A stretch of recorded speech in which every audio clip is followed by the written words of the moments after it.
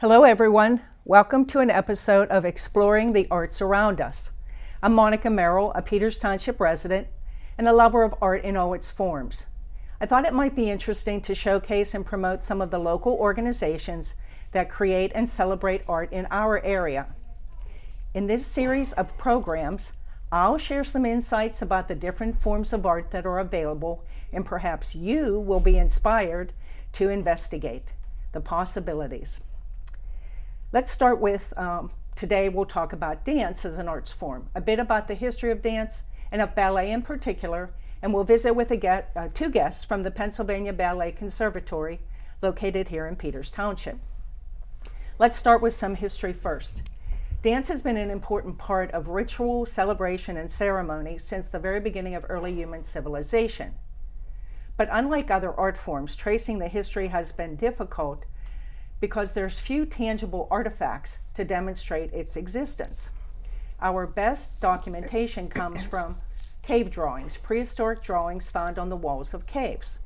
Examples come far back as 10,000 years ago in India, and in Egypt, tomb paintings have been found depicting dancing figures 3300 BC.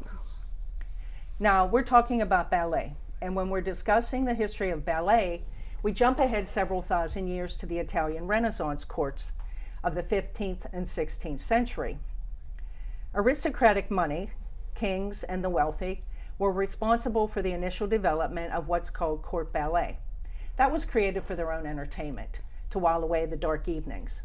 During that period, Catherine de' Medici was a primary sponsor of all sorts of art, including dance.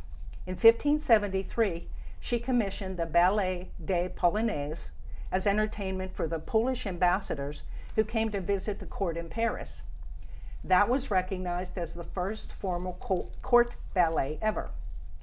In later years, court ballets began to include poetry, music, and set design with the dance to tell a unified storyline.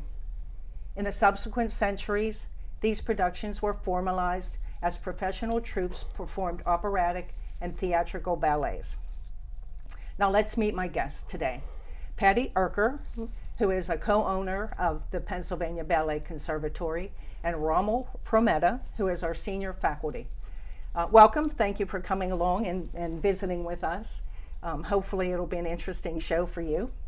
So Romel, first tell us about yourself.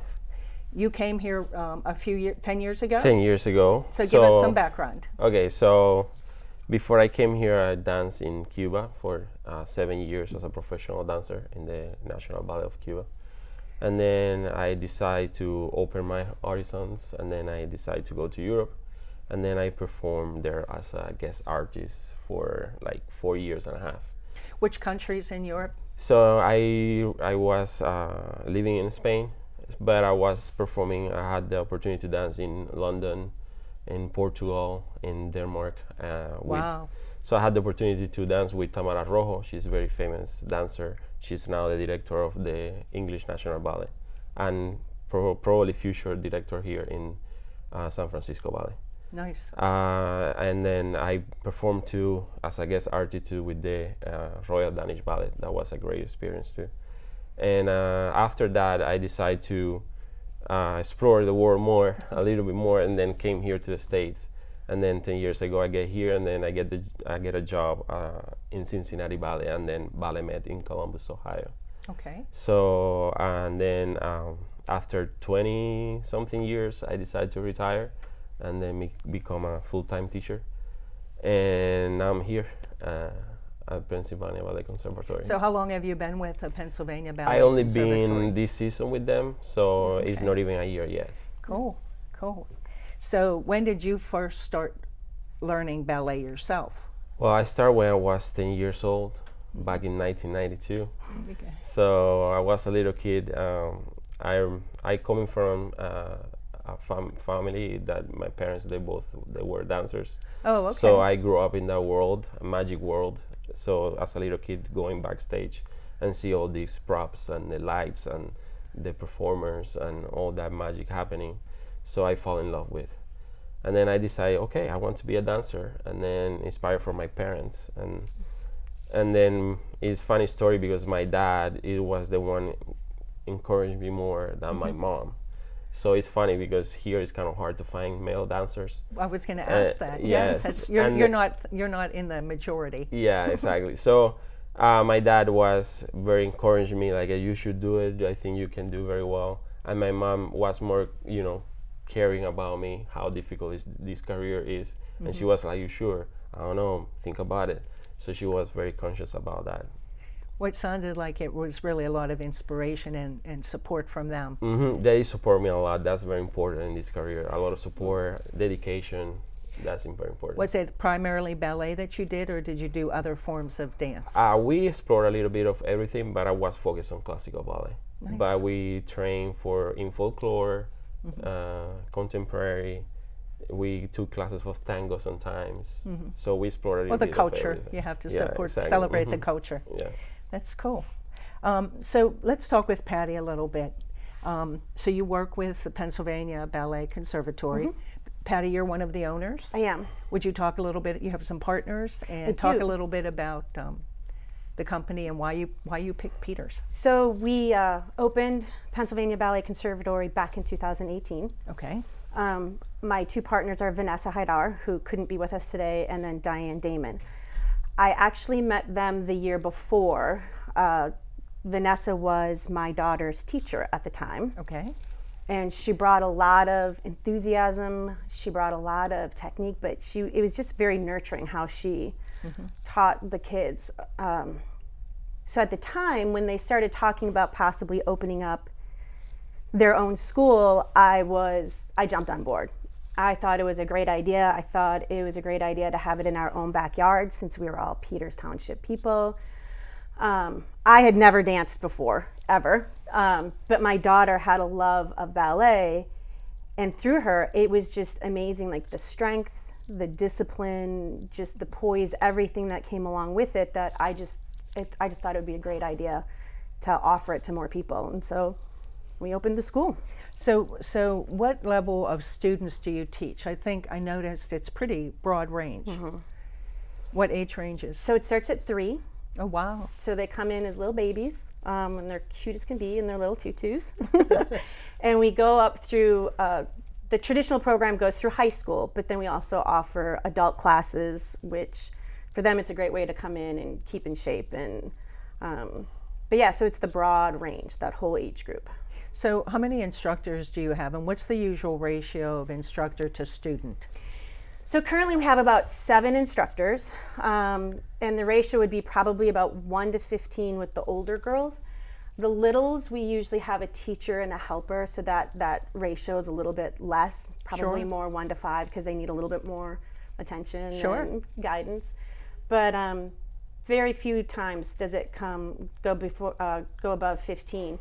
Sometimes we'll combine a class if we have a special instructor come in, just so that more girls can appreciate and get that experience.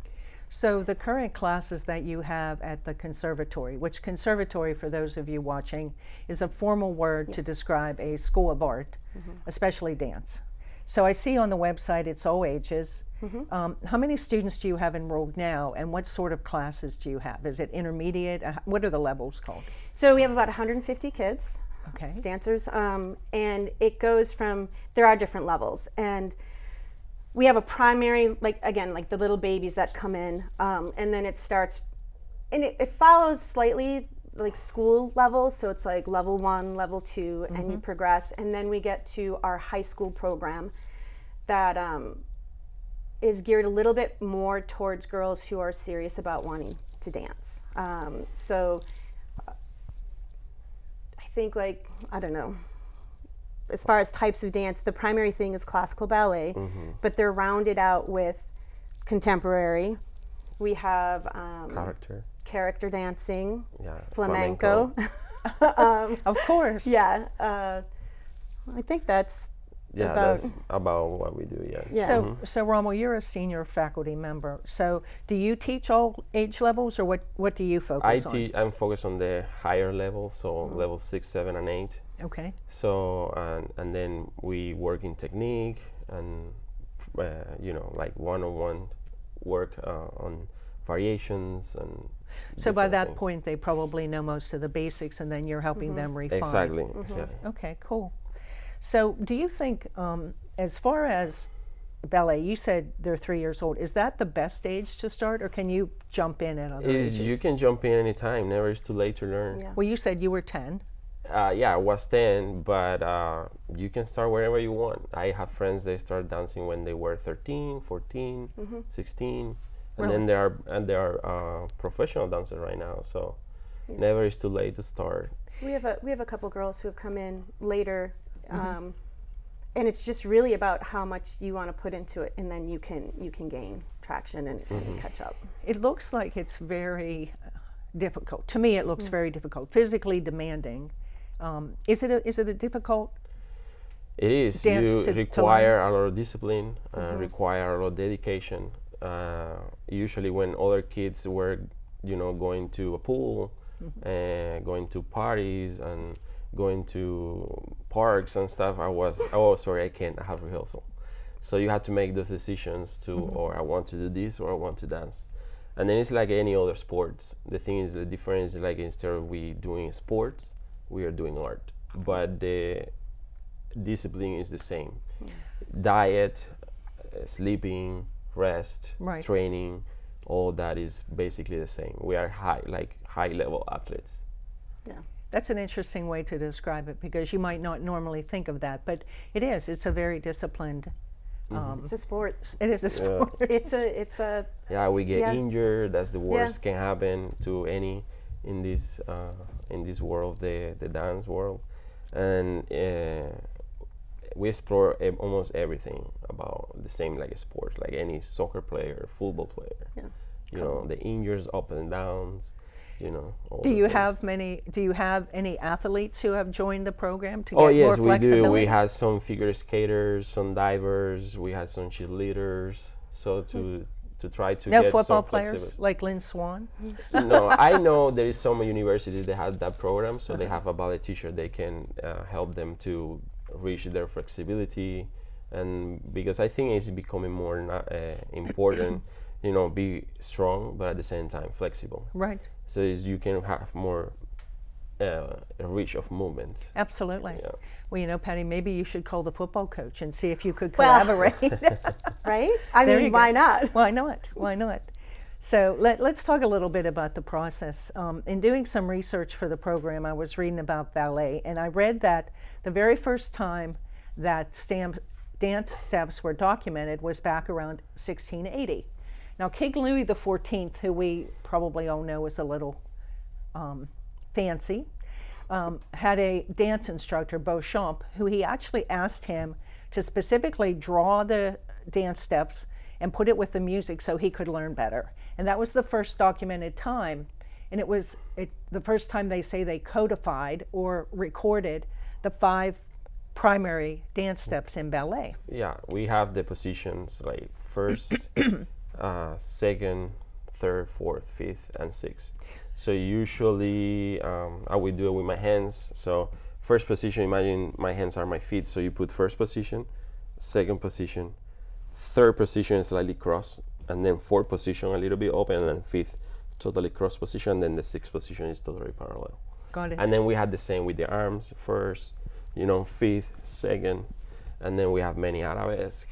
So, and then we can go all the way along. So we have many, many, many steps like you call. So those are the foundations then? Those are foundation steps. So the first thing you learn is to do the feet position and the arm position.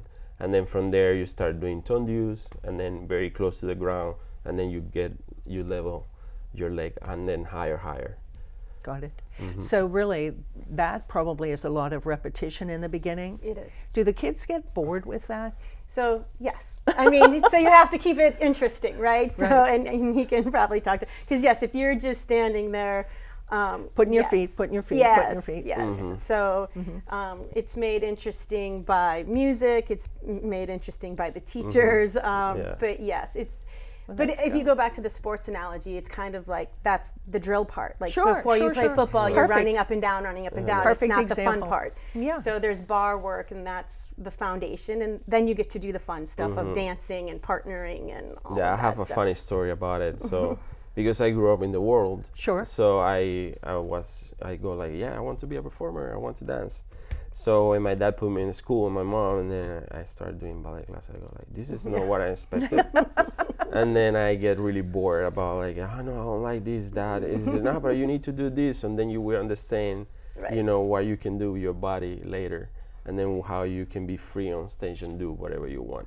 And then it's all about to know yourself, know your body, know what you can do, and then as soon as that click in your head, you will, you know, take seriously your classes and all the training. So how long does it actually take if somebody wanted to have a mastery of ballet? Can you give sort of an idea of? So I would say, well, mastery, that's kind of hard to say. Sure. So I would say, you never stop. Right. It's a never stop. You always have to keep working to the last day.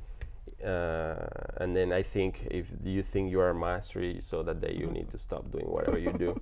So always open to learn, always open to grow, and then that's the best way, I think. But usually for the background I have, our school is go from 10 to 18, and then that's when you become, after 18 you become a professional, and then you go to the auditions, and then if you're lucky, you get the job, and then you keep going and growing from there. So because But as Patty said, through it all, I would imagine no matter, and what you said, whatever level, you have to keep repeating. You have to keep your consistency with training and the drills, Yes. as you call them. And it's the drive, just like, again, any sport. If you want to go on, you know, to play professional football, you probably work a little bit harder than somebody who just wants to do it as a high school sport, right? Right. It's the same. So let's talk a little bit about what kind of specific ballet there is. Over the years, ballet continued to develop and be performed for public audiences. And then in the 20th century, a United States choreographer, George Balanchine, developed what is known as neoclassical ballet. And that's been followed by forms called contemporary and post-structural. Now, you mentioned that you do those different types, you train in those different types. Do you focus on one, or do you go across a broad spectrum? I think we go across all of them, but we focus more on classical. Okay. So all the companies around the world, they do a lot of everything. So contemporary, neoclassical, classical. It depends on the company, depends on the director. They can go more towards or contemporary or more towards classical. So it's about preference. But yeah, we need to be able to do a little bit of everything. Right now, even in a lot of company, you have to do tap. So you have to do jazz, you have to do contemporary, you need to be able to do a lot of, you need to be versatile in what you can do. Well, it makes sense that you want to expose them to the variety so that if they do have a preference for one or the other, they know what the other ones are and they can be selective. Now, have you had any students who have gone on? You said once they get to be 18, they're considered professional. Professional. I had the experience in when I was a full-time teacher in Ballet Med for like a year and a half. And I have one student, he made it to the second company. So that's actually two students, one girl and one guy. And then from there, they still have a long journey to go to make it to a company. You know, because after the second company, you become an apprentice and then core of the ballet, and then from there, you start. So as far as our school goes, we've been open a little. We haven't been open long enough, but we've had girls get asked to join like the Bolshoi over the summer months and things like that. Yeah. So as far as training and skill level, at what point does someone is someone considered a professional? As soon as you get in a company, so you become you get hired by a professional company, you become a professional. There is some school that give you diploma when you graduate, like I would say, Paris Opera, Royal Ballet School, the National Ballet of Cuba, so the Russian Ballet School. So they're gonna give you definitely a diploma, like you graduate from, or dancer or teacher. In my case, I have both. I have a teacher and dancer. So what did it take for you to become a teacher as compared to a professional ballet? Well, a teacher, Performer. what makes you a teacher is when you study a little bit deeper the pedagogy of classical ballet, the terms, the steps, and then how to teach them, how you, if you know properly, how you can teach them a specific. And then, of course, when you dance, you can experience, how you can teach. Everybody has different experience about some steps, so you have different cues to share with the students, and Right. and then that's the difference. Do you basically. find one more satisfying than the other, the dancing and performing as opposed to teaching? Well, this is gonna sound a little bit kind of sad, but we say the dancers, we die twice. Aw. Yeah, we die twice. One, when that performer guy cannot perform anymore, and then the second time when you Actually. you pass away. So, but we never stop. I say I always dance through my dancers, and then Right. I try to give them the best of my experience. And then when I see them dance, I see myself a little bit. Even it's a girl, it's a boy, doesn't matter. But I see a little bit of myself up there, and then I always I hope they can do the best they can do. That's what we try to do, because it's not about to be good or bad dancer. It's about to enjoy what you're doing, and then be able to have fun when you are out there. It's an amazing experience. I think it's indescribable. Sometimes you feel like you are in a special place, like when you can be yourself. The no judgment, even though when people is watching you, it's like, this is what the best I can do, and then just enjoy, and then you're free. It's like a freedom for me. Well, it sounds as if it's a very fulfilling sort of situation where you have learned something, you've ingrained it, and you can demonstrate it. And people appreciate that. People appreciate the art. And I think that that's one of the things that we're trying to talk about. Having people look at something like that and understand that it is an art, understand that it is a discipline that really requires commitment. It sounds like you have that. So let's talk a little bit. So once they get the students trained, and then they perform. They do. So tell us what you do to showcase the students. And the performances are what the students live for. Oh, Yeah. yes. So we have 2 performances a year, absolutely. So we do the Nutcracker every Christmas, Okay. and then we usually do a spring performance in May. And the spring performance usually changes. So we've done Swan Lake, we've done Don Quixote, we're going to do Coppelia. And then on top of that, there's usually smaller showcases that we'll do in the wintertime, or we've gone to like a retirement community and done a that's little nice. performance for them. But yes, it's definitely the performances. I think that you make brought a clip.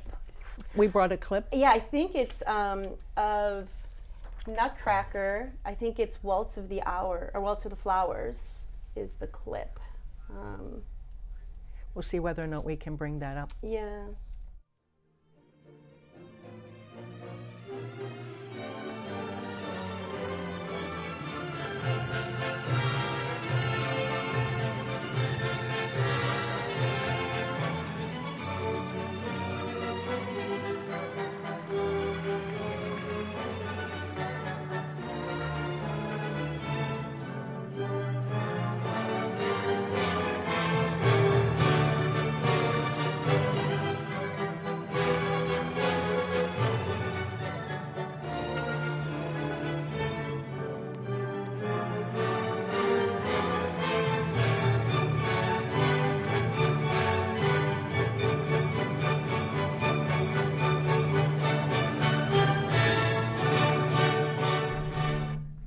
That was wonderful.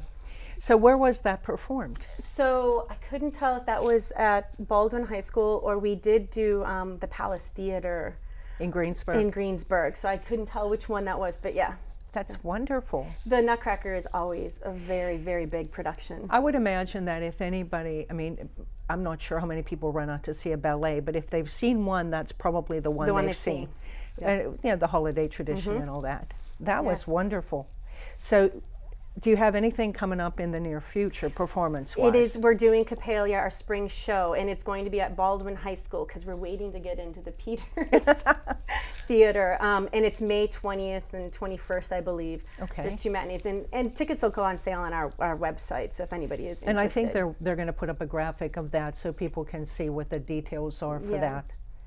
That's good. Yeah. Very good. Well, it's something to look forward to. How many performances do you do in an average year?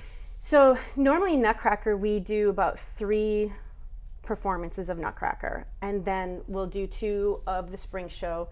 We're talking about doing a smaller type production, again, to showcase more of our girls' just dancing abilities. Some of these girls will go to competitions and show off different variations. Right.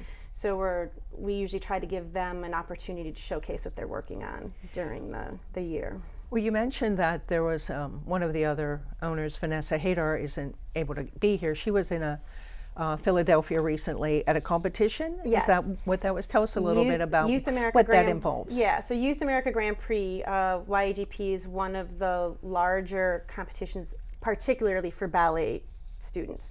It's where that they can showcase pieces, get critiqued, and then hopefully that is where like scouts would come. It would be kind of like a showcase where like directors of these companies would come and look at them, and hopefully they would get an offer for summer work or intensives or a job in a company. So that is one of them. There's a couple other ones that focus on ballet as well, Universal Ballet, World Ballet.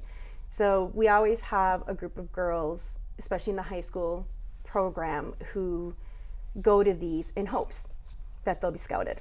So do they do that if they are scouted? Do they get like an internship, or is that what you would describe it as? Yeah, sometimes they get scholarships, and then they get offers to become part of this or trainee program in the biggest school of the companies, or right away they can get a job.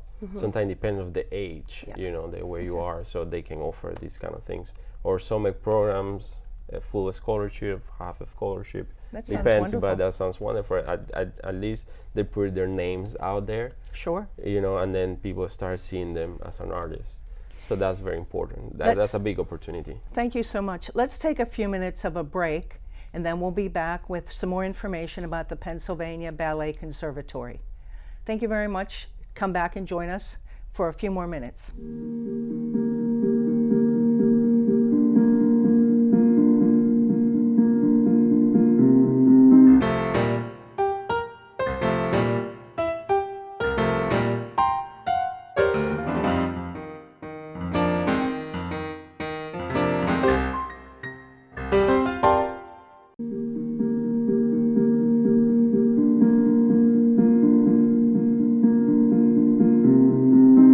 So welcome back. You're watching an episode of Exploring the Arts Around Us with my special guest today from the Pennsylvania Ballet Conservatory, Patty Erker and Romel Frometa. And we've been talking about ballet and, of course, what they teach and how to learn it, how it disciplines you, and the benefits of thinking about ballet as an art form. So Romel, tell us. So we say there is a lot of benefit. So one of the benefits is like you explore your body, you get more flexible, you get stronger, and then at the same time you're listening to this beautiful music, classical music all the time. And then if you're doing classical ballet, of course you can go all the way around with contemporary music, going from jazz to pop, rock, anything. So we train with any kind of music, flamenco. In this case too, we offer those classes. So I think is very good for yourself. So it's like any other discipline like yoga, or go to the gym and do a workout. And we talked earlier about the fact that you do have adults who take classes. So that's probably one of the things that they're more interested in, the flexibility, the general overall health. Yeah, definitely. We work with especially adults. Like some of them they have a background of dance, some of them they don't, and then that's totally okay. There's never too late to start exploring your own muscles. Why you need to figure out. Some people do it for posture. Right. Some people do it for flexibility. Some people do it just a workout. So it's totally. I think it's very good for you. You sweat.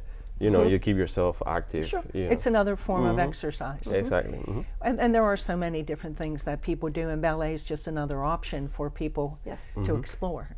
So we've been talking about your school, Pennsylvania Ballet Conservatory. What makes you unique? Give us some thoughts about why your school is a good option for people who want to have their either learn themselves or have their kids learn ballet. I think the biggest thing that makes us unique is that we really do care about the kids. When COVID hit, and just to give an example, when COVID hit and it was just that everything was shut down, that's pretty devastating to our kids. Like, ballet is something that you do every day and your friends are there. So we cut up Marley floor. It's the special floor. We took it to all our students so that they'd have a block of Marley, so that they would each have it. And we did Zoom classes for free, and so they could keep that community and keep their practice up.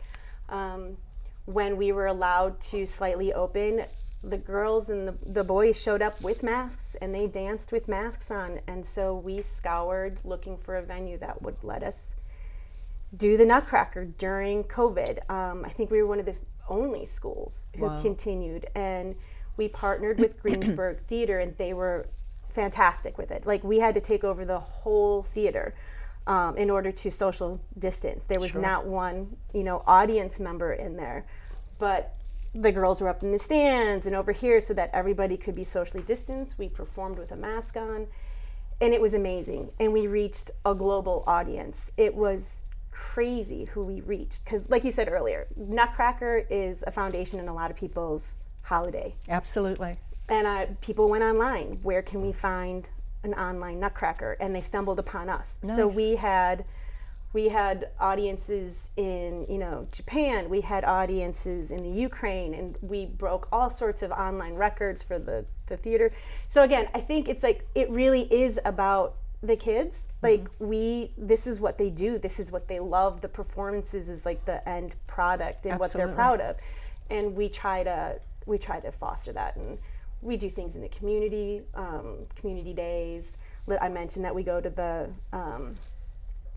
we went to that retirement home and we did Don Quixote for them, and it was just fabulous. So they want to perform, and that's what we try to give them. So talk a little bit more about that. One of the things I think with arts organizations is they have to support each other. Yes. And have you performed with other organizations? Yes, we've done, it was called a winter workshop, and so there was a couple other ballet schools in the area, like out in Coriopolis and closer by, and some other dance companies. So we performed with them. We performed with the Washington Symphony Orchestra.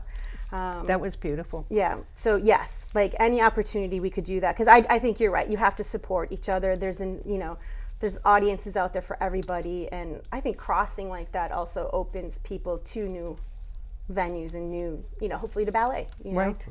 Yeah. Earlier we talked about the fact that you have students who get to 18 and they become professional. They have the opportunity to become professional.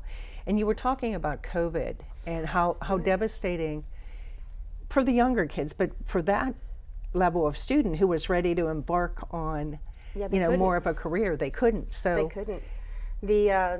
As we were talking in the break, the companies shut down. They weren't hiring. They weren't letting people go. So these kids who at 18 were supposed to be moving on couldn't move on. They're technically not supposed to be in our school anymore.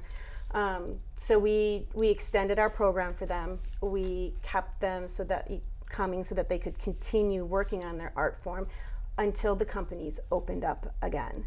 And they're still just slowly opening up now. Slowly, yeah. But for those kids, if they want to stay locally, they could go down to PBT downtown. Pittsburgh Ballet, Ballet Theater. That would be the closest one for any of our students. Is there much of an opening for that? I mean, I take it as, there's a certain dance they're going to, maybe I'm saying it wrong, the dance they're going to perform and they need a certain number of dancers. Are there many openings for ballet? Usually, companies like Pennsylvania Ballet Theater, so they usually have their own school, and then they have a trainee program, and then if they need somebody, they take it from that program. So they don't hire people from outside unless something really, bad happened, and they don't have anybody to anybody from. So your to pull students from. would then go on to their school, is what Yes, you're saying. exactly. So especially after they done with, for example, in this case with our school, their next step is to try to get into a training program. Got it. In one of those companies, or get it right away. Sometimes you can jump steps. Doesn't mean you have to go through trainee program, then second company, and then apprentice, and then corps de ballet. Sometimes you can go straight to the company as a corps de ballet, or sometimes as apprentice, or especially going to a training program. So besides the Pittsburgh Ballet Theater here in Pittsburgh, what opportunities are out there? Would you have to go to a different city? Yeah, you should go to any city. So here close to there is Ohio, have Cincinnati Ballet. We have Columbus in Ballet Med. There is in Dayton there is a company too, and every single city have pretty much a ballet company. Houston, New York, San Francisco, Philadelphia. All the states. Florida has Miami City Ballet. So there is many options out And then there. does Pennsylvania Ballet Conservatory help them apply? Or how does that Yes. So part of it is like if you go to those competitions, YGP, like Pittsburgh Ballet Theater will be there, and they'll offer scholarships for summer training so that you could come in while you're still a student with us and you could start getting your foot into that training program. We'll help the girls and the other dancers. They usually have to submit a video, Oh, sure. of certain poses, of certain variations, headshots, all of that. We'll do that with them. We help them do all of that. It sounds like a very comprehensive program, and what you said earlier was about the fact that you care so much about the students, and you're very supportive of them from the very beginning. 3-year-olds we talked about in their little tutus, all the way up through the professional level that you have. So coming up this summer, do you have classes during the summer? We do, but how we work it is it's kind of like a school year. So our main classes, it's the 9 months of the school year, and then we do summer intensives and summer camps. So we offer summer camps for like 3 to 6 year olds, and kind of back to your question of don't they get bored? Sure. Sure, right? So that's why it's at that level we try to encourage just their love of dance. So they do some ballet, they do some crafts, they do some active play, just to get them to love coming and love going to ballet. We jump up into like a primary level where it's more like 7 to 10 year olds, where it goes into a little bit more depth of the technique of the positions, the arms, and Right. But even in the summertime, we balance it with contemporary. We have yoga instructors come in again to make it a more well-rounded experience, and then we get into the older, the intermediate and advanced. That's more of a full day, and that's it's usually a week or two long, and that's for the older girls who are really trying to hone their skills. We still continue to have adult classes. If the camps and the intensives are too much, we have drop-in classes. So you can drop in 2 or 3 times a week. You don't have to worry about a schedule if you're going on vacation or going to a training someplace else. Yeah, I would like to add something about this. Like we were talking before about, ballet is kind of like another, high performance sport. Absolutely. So if you stop for so long, so you get 2 months of vacation, you stop for that long, so you're gonna be all that you learn or gain to learning about yourself and your body, you're gonna lose all that. Right. So the best thing is you keep moving, you keep doing something. It doesn't require to be a whole day, 3 hours, 4 hours dancing. You can do just a ballet class, at least you keep yourself in shape, so you don't lose your shape.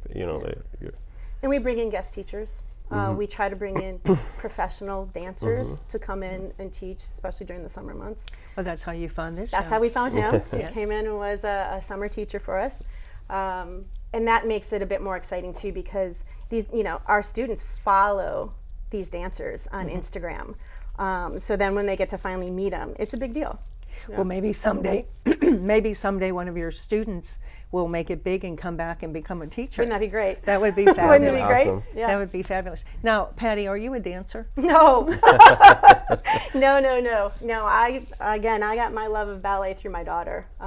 She was the ballet dancer. I've never danced a lick in my life. You Not even in the kitchen? No. Oh yes, yeah, by myself. No.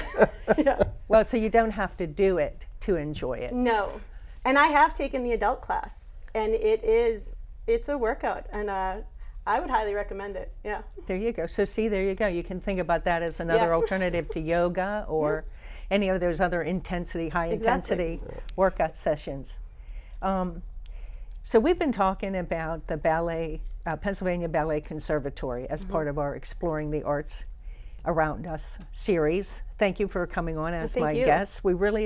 It's been so informative to learn about it. Again, I'm not a dancer either, unless you consider slow dancing with my husband. But again, you have to appreciate all those different forms, and you have to really appreciate the discipline that's required to be able to do that really well. I think you have to admire people who do that. So I have to say I admire you and your years from 10 years on up till now. Thank you for having us. Yes, No, it's been wonderful. I do have to say, we're going to put up your website so that if the viewers want to look up the school, see what else you offer for both the kids or adults, they'll post the website here during our video. I'm going to end with a quote from a woman, author Trudy Garfunkel, who said of ballet, excuse me, please, ballet is a universe of the imagination, a place of magic and enchantment, beauty and romance. I think that kind of sums it up. Thank you very much for tuning in to this episode of Exploring the Arts Around Us. Please take a look at the website for the Pennsylvania Ballet Conservatory. And we're going to leave you with a photo collage of the students of the conservatory to show you what they're all about. Yep. Thank you again, Patty. Thank you, Romel. It's Thank been you really very much. enjoyable. Thank you. Thank you. Please tune in, and hopefully you'll be inspired by what you've seen today. Have a good afternoon.